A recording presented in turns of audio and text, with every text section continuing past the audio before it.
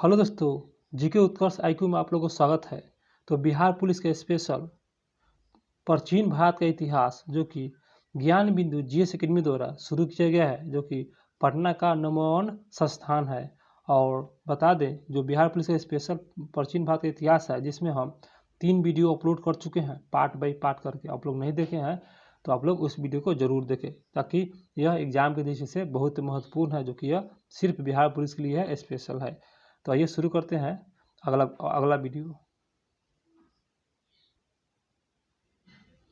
और आपको बता दें कि हम इसमें टोटल 150 क्वेश्चन अपलोड कर चुके हैं, जो कि पार्ट बाई पार्ट करके आप लोग उसे ज़रूर देखिएगा। तो इसके आगे शुरू करते हैं 151 से। तो 151 का पहला क्वेश्चन होगा, बौद्ध धर्म का त्रिरत्न कौन नहीं है? तो इसका सही आंसर हो जाएगा ऑप्शन बी हो जाएगा नियम, जो कि यह बौद्ध धर्म का त्रिरत्न नहीं है। और जो बौद्ध धर्म का त्रिरत्न है वह बुद्ध है, धम्म है और संघ है। यही बौद्ध धर्म का 3 गो त्रिरत्न है। आते हैं अगले क्वेश्चन पे। तो अगला क्वेश्चन होगा, बौद्ध धर्म से संबंधित कथनों पर विचार कीजिए। तो इसमें विचार करना है, तो आइए इसे बारी बारी से सभी कथन को देखते हैं। तो इसमें पहला कथन देखते हैं, बौद्ध धर्म में प्रवेश को उपसंपदा कहा जाता है। सही है, बौद्ध धर्म में प्रवेश को उपसंपदा कहा जाता है। और दूसरा कथन होगा, बौद्ध धर्म में सम्मिलित की गई न्यूनतम आयु 15 वर्ष थी। ये भी सही है, 15 वर्ष थी। और तीसरा कथन होगा, बौद्ध धर्म मूलतः अनिश्वरीवादी है, इसमें आत्मा की परिकल्पना नहीं किया गया था। ये भी सही है। और चौथा कथन होगा, बौद्ध धर्म में पुनर्जन्म की मान्यता नहीं थी, जो कि यह गलत है। चौथा जो है कथन गलत है। कथन 1, कथन 2, कथन 3 जो है सही है। तो इसका सही आंसर हो जाएगा, आइए देखते हैं ऑप्शन पे। तो इसका सही आंसर हो जाएगा ऑप्शन बी हो जाएगा, 1, 2 और 3 सत्य है और 4 असत्य है। अगला क्वेश्चन होगा, बौद्ध धर्म बौद्ध संगीत से संबंधित कथनों पर विचार करें। तो इसमें भी फिर कथन है, तो बारी बारी से सभी कथन को देखते हैं। तो पहला कथन होगा इसमें, प्रथम बौद्ध संगीतिया 483 ईसा पूर्व राजगिरी में अजातशत्रु के शासनकाल में संपन्न हुआ था। यह सही है, 483 में हुआ था प्रथम, जो कि राजगिरी में हुआ था अजातशत्रु के शासनकाल में। और जिसके अध्यक्ष जो किए थे यह महाकश्यप थे। ये भी सही है। और दूसरा कथन है, द्वितीय बौद्ध संगीतिया 383 में हुआ था और कालाशोक के शासनकाल में हुआ था। ये भी सही है। और वैशाली में संपन्न हुआ था कालाशोक के शासनकाल में। और जिसकी जो अध्यक्षता किया था वह साबर कामी के किया था। तो ये भी सही है। तो आगे देखते हैं कथन पे। तो तीसरा कथन होगा, तृतीय बौद्ध संगीतिया 250 ईस्वी में मुगली पुत्र तीस्ता की अध्यक्षता में अशोक के शासनकाल में पाटलिपुत्र में संपन्न हुआ था। ये भी सही है। और चौथा कथन होगा, चतुर्थ बौद्ध संगीतिया 98 ईसा पूर्व कुंडलन कश्मीर में वसुमित्र के अशोक घोष की अध्यक्षता में कनिष्क के शासनकाल में संपन्न हुआ था। तो आइए देखते हैं। तो इस तरह दोस्तों सभी कथन सही है, इसमें सभी कथन सही है। तो इसमें सभी कथन सही है। तो आइए देखते हैं ऑप्शन पे। तो ऑप्शन में है, इसका आंसर सी हो जाएगा, जो सभी कथन सत्य है। आते हैं अगले क्वेश्चन पे। तो अगला क्वेश्चन होगा, बौद्ध धर्म में बंटकर 2 भागों में हीनयान हो गया था और महायान में विभाजित हो गया था। तो किस बौद्ध संगीत में हुआ था? तो कौन सा बौद्ध संगीत में जो हुआ था हीनयान और महायान बट गया था? तो इसका सही आंसर हो जाएगा ऑप्शन सी हो जाएगा, तृतीय बौद्ध संगीतिया में जो है ना, हीनयान और महायान 2 भागों में बट गया था। इसका आंसर सी हो जाएगा, तृतीय बौद्ध संगीतिया। दोस्तों मेरे वीडियो को आप लोग एक बार लाइक कर दीजिए और मेरे चैनल को सब्सक्राइब कर दीजिए। आशा करते हैं कि आप लोग कर दिए होंगे मेरे चैनल को सब्सक्राइब और लाइक भी कर दिए होंगे। तो क्वेश्चन पर आते हैं।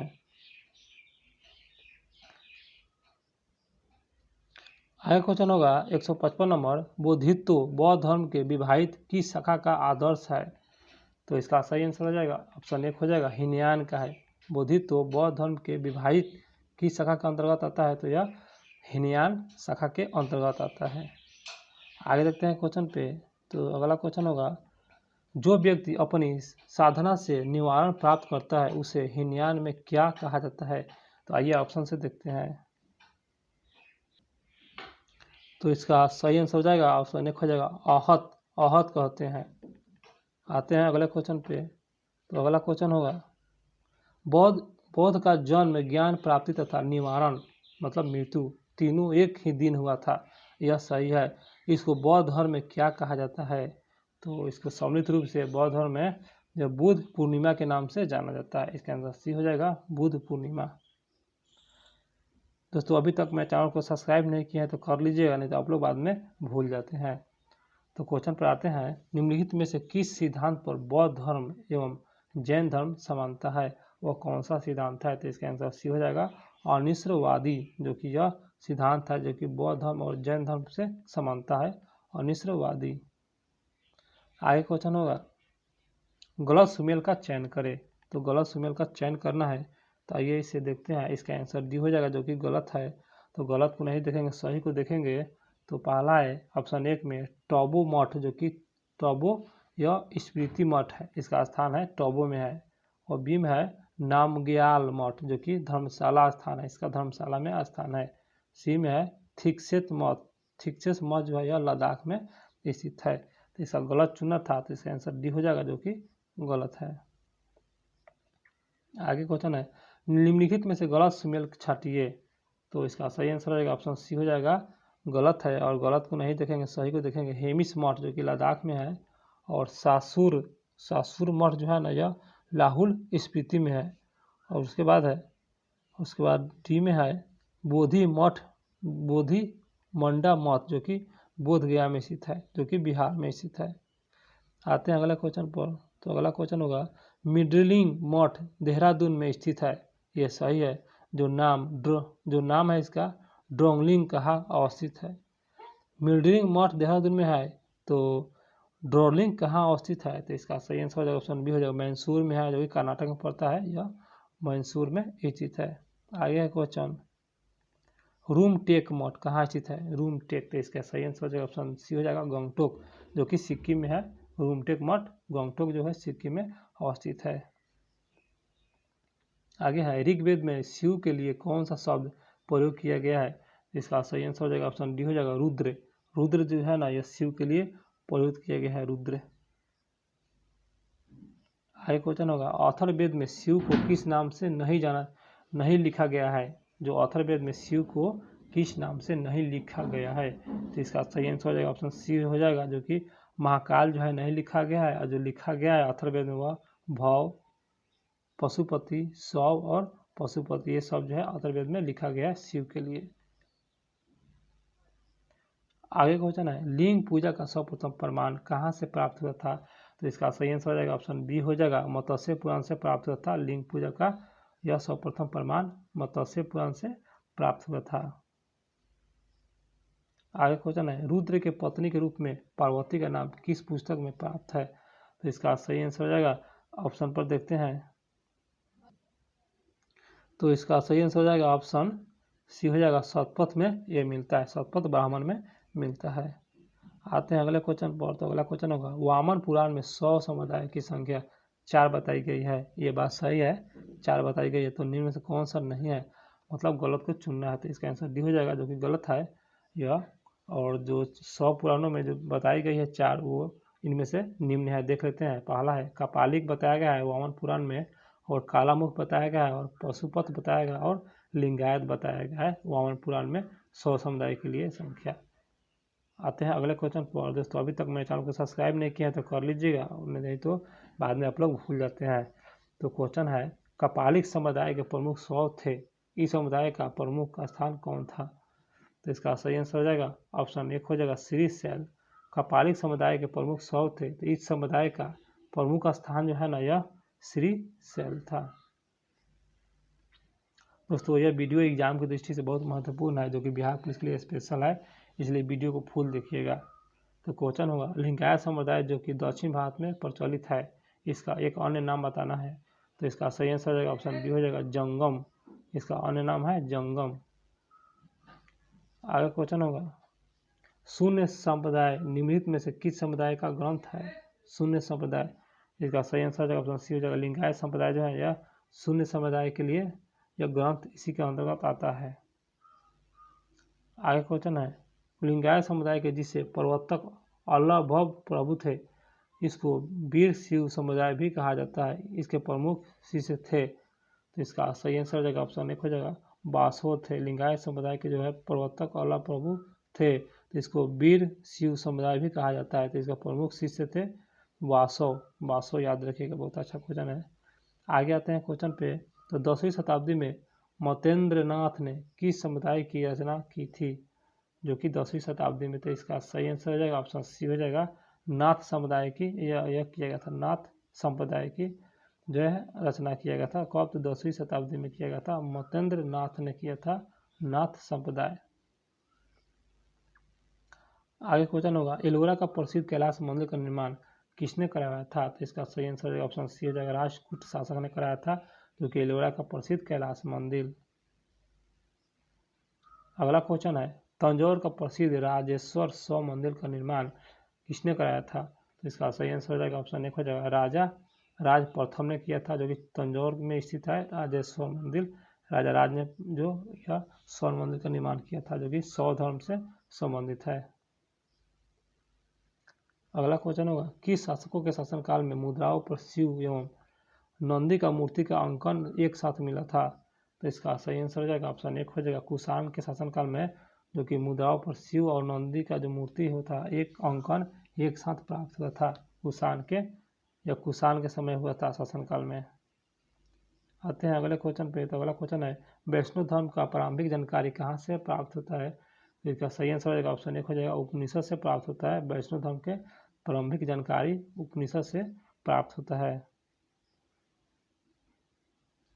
अगला क्वेश्चन होगा वैष्णव धर्म के प्रवर्तक कृष्ण थे, सही है, और जिसका निवास स्थान मथुरा था, ये भी सही है।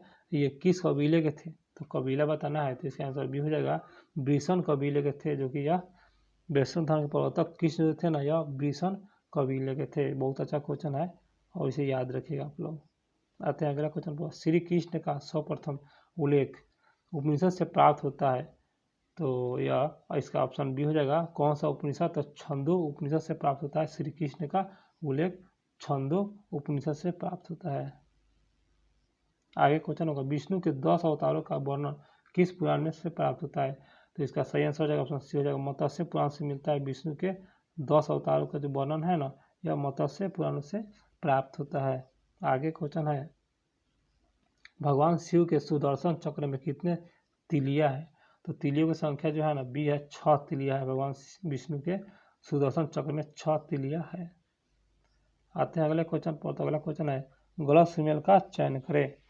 तो इसका सही आंसर हो जाएगा ऑप्शन डी हो जाएगा, जो कि गलत है, और गलत को नहीं देखेंगे सही को देखेंगे।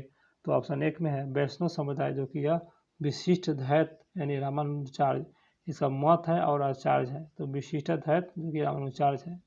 बी में है रुद्र संप्रदाय, जो कि सुधाध्यायत, जो कि यह आचार्य है बल्लभाचार्य। और सनक समुदाय, जो कि द्वैतावाद, जो कि निबालकर। और गलत का चुना था, इसका आंसर डी हो जाएगा, जो कि गलत है। अगला क्वेश्चन होगा निम्नलिखित में से गलत सुमेल का चयन करें। तो इसका सही आंसर हो जाएगा ऑप्शन डी हो जाएगा, जो कि गलत है, और गलत को नहीं देखेंगे सही को देखेंगे। परमार्थ, जो कि रामदास, परमार्थ के संपादक जो संस्थापक है रामदास है, और बरकरी के संस्थापक नामदेव, और श्री वैष्णव के संपादक रामानुजाचार्य।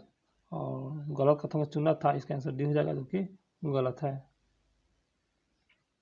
आते हैं अगला क्वेश्चन पर। तो अगला क्वेश्चन है अंकोरवाट का मंदिर कम्बोडिया में कम्बोज का निर्माण किसके द्वारा कराया गया था, जो कि कम्बोडिया में स्थित है। तो इसका आंसर भी हो जाएगा राजा सूर्य वर्मन द्वितीय ने करवाया था। अंकोरवाट का कम्बोडिया में जो है मंदिर राजा सूर्य जो है वर्मन द्वितीय ने यह निर्माण किया था।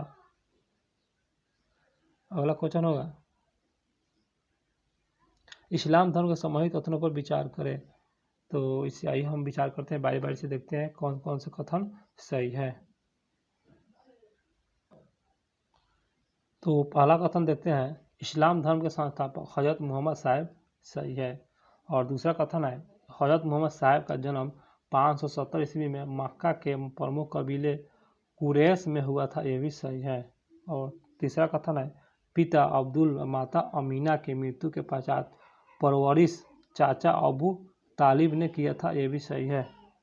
और आते हैं अगला कथन पे। तो अगला कथन होगा, हजरत मोहम्मद साहब के ज्ञान की प्राप्ति 610 ईस्वी में हीरा नामक गुफा में प्राप्त हुआ था। ये भी सही है। और पांचवा कथन होगा, 622 में 24 सितंबर को पैगम्बर मोहम्मद साहब ने मक्का से मदीना यात्रा की थी। इस्लाम के इसे हिजरी संवत के नाम से जाना जाता है। यह भी सही है। तो सभी कथन सही है। तो आइए देखते हैं ऑप्शन पे। तो इसका सही आंसर हो जाएगा ऑप्शन जो सभी कथन सत्य है। तो इसका सही आंसर ऑप्शन सी हो जाएगा, उपयुक्त में से सभी कथन सत्य है।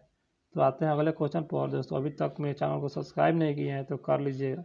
मोहम्मद साहब की मृत्यु कब हुई थी? तो इसका सही आंसर हो जाएगा ऑप्शन एक हो जाएगा 8 जून 633 ईस्वी में मोहम्मद साहब की मृत्यु हो गया था 633 ईस्वी में।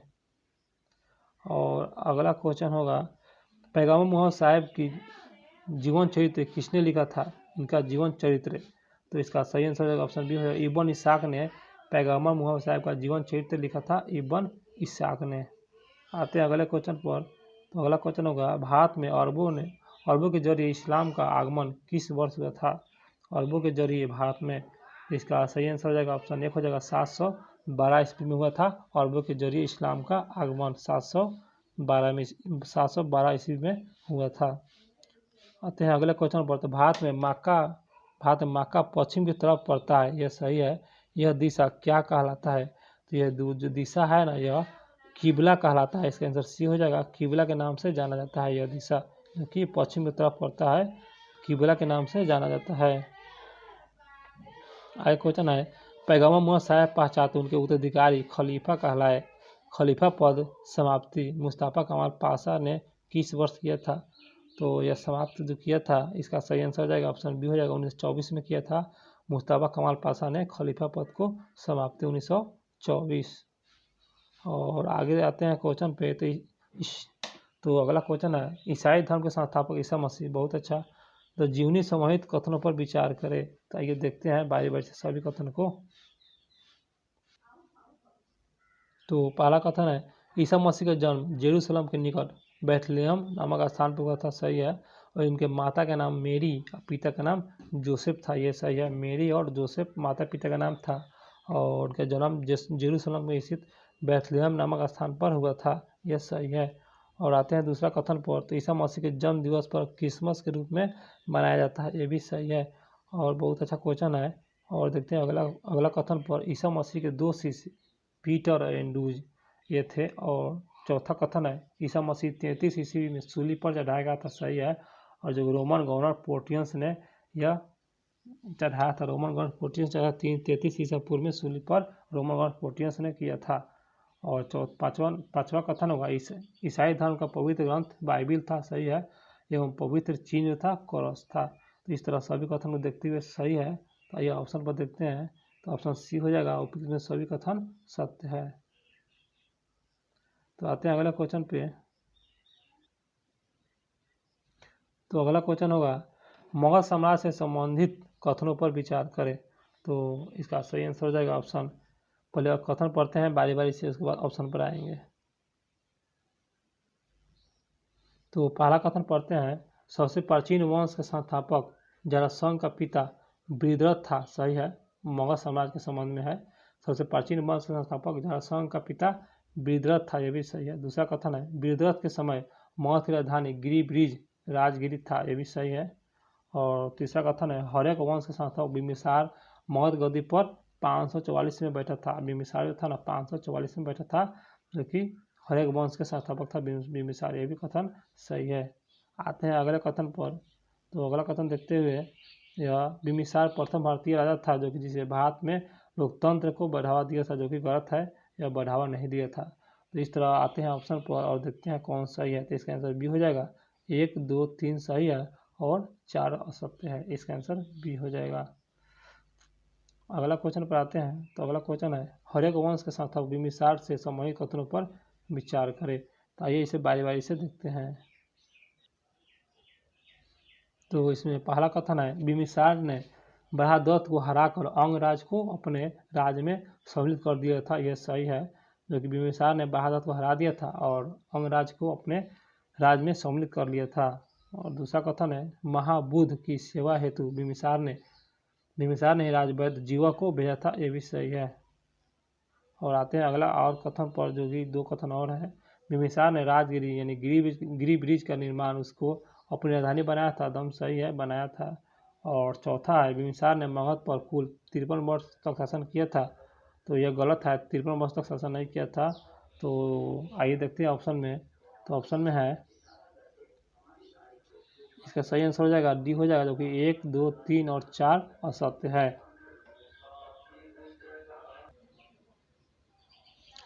तो अगला क्वेश्चन होगा, बिम्बिसार की वैवाहिक संबंध से संबंधित गलत सुमेल छांटिए।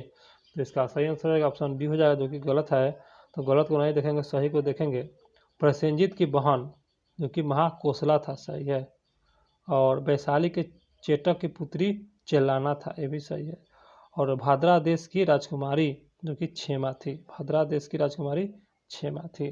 तो बिम्बिसार से वैवाहिक संबंध जो था, ये सभी वैवाहिक संबंध से संबंधित है, जो कि फिर से बोल दे रहे हैं, बिम्बिसार के संदर्भ में सभी है। प्रसेनजीत की बहन महाकोसला, वैशाली के चेटक की पुत्री चेलाना और भाद्रा देश की राजकुमारी क्षेमा से ये सब वैवाहिक संबंध स्थापित किया था बिम्बिसार। और गलत को चुना था, इसका आंसर डी हो जाएगा, जो कि गलत है। अगला क्वेश्चन है, बिम्बिसार के पुत्र अजातशत्रु के द्वारा किस वर्ष अपने पिता की हत्या कर दी गई थी। बिम्बिसार के पुत्र अजातशत्रु के द्वारा अजातशत्रु ने अपने पिता को हत्या कर दिया था। ऑप्शन बी हो जाएगा 493 ईस्वी में जो अजातशत्रु ने बिम्बिसार को हत्या कर दिया था अपने पिता को 493 ईस्वी में, ईस्वी पूर्व में, सॉरी दोस्तों, ईस्वी पूर्व। तो अगला क्वेश्चन होगा, अजातशत्रु के संबंधित कथनों पर विचार करें। तो आइए विचार करते हैं। तो पहला पढ़ते हैं, इसके अपने पिता की हत्या 493 ईस्वी पूर्व मगध की गद्दी पर बैठा। इसके अपने पिता की हत्या कर 493 ईस्वी पूर्व में मगध की गद्दी पर बैठा। तो इसमें यह कथन सही है, 493 ईस्वी पूर्व में मगध गद्दी पर बैठा था। आते हैं अगले कथन पे। तो अगला कथन है, अजातशत्रु का उपनाम कुनिक था, सही है। और जो जैन धर्म का अनुयायी था, सही है, कुनिक नाम था और जैन धर्म का अनुयायी था अजातशत्रु। और तीसरा कथन होगा, अजातशत्रु के प्रभावशाली मंत्री वर्षकार था, इसकी सहायता से इसने वैशाली पर विजय प्राप्त किया था, यह गलत है। और चौथा कथन है, 462 ईस्वी में अजातशत्रु के पुत्र उदयन ने इसकी हत्या कर दी थी, यह गलत है। तो कथन 3 और कथन 4 जो है गलत हो जाएगा। तो आइए ऑप्शन में देखते हैं। तो ऑप्शन में है, ऑप्शन बी हो जाएगा, 1 और 2 सही है और 3 और 4 असत्य है। आगे क्वेश्चन होगा, हर्यक वंश के अंतिम शासक कौन था। तो इसका सही आंसर हो जाएगा ऑप्शन 1 हो जाएगा, नागदशक, क्योंकि हर्यक वंश का अंतिम शासक था नागदशक। आगे है क्वेश्चन, हर्यक वंश के अंतिम राजा नागदशक की हत्या उसके मंत्री शिशुनाग ने किया था, दम सही है। तो नागदशक की हत्या शिशुनाग ने कर दिया था, जो कि हर्यक वंश से संबंधित है। और इसने शिशुनाग वंश की स्थापना के पश्चात अपने राजधानी पाटलिपुत्र का स्थान पर कहाँ परिवर्तित कर दिया था। तो इसका सही आंसर हो जाएगा ऑप्शन बी हो जाएगा, वैशाली में जो है परिवर्तित कर दिया था। नागदशक ने वैशाली में परिवर्तित कर दिया था। आगे क्वेश्चन होगा, शिशुनाग वंश का अंतिम शासक कौन था। तो अंतिम बताना है, तो इसका आंसर सी हो जाएगा नंदीवर्धन, जो कि शिशुनाग वंश का अंतिम शासक था नंदीवर्धन। आगे क्वेश्चन होगा, नंद वंश के संस्थापक महापदनंद, इसकी अंतिम शासक कौन था। तो इसका सही आंसर हो जाएगा ऑप्शन 1 हो जाएगा, धारानंद, क्योंकि नंद वंश संस्थापक महापदनंद, तो अंतिम शासक धारानंद। आते हैं अगले क्वेश्चन पर दोस्तों। तो अगला क्वेश्चन होगा, निम्नलिखित में से कौन सा सिकंदर का समकालीन था। तो इसका सही आंसर हो जाएगा ऑप्शन बी हो जाएगा, धारानंद, जो कि यह धारानंद था, यह सिकंदर के समकालीन था। तो दोस्तों इस वीडियो में इतना ही, फिर अगला वीडियो लाएंगे पार्ट बाय पार्ट करके। तो अभी तक मेरा वीडियो अच्छा लगा हो तो मेरे चैनल को सब्सक्राइब जरूर कीजिएगा, और नहीं तो आप लोग भूल जाते हैं, और एक बार लाइक ज़रूर कीजिएगा और कमेंट बॉक्स में ज़रूर बताइएगा कि वीडियो कैसा लगा। तो फिर अगले वीडियो में हम मिलते हैं।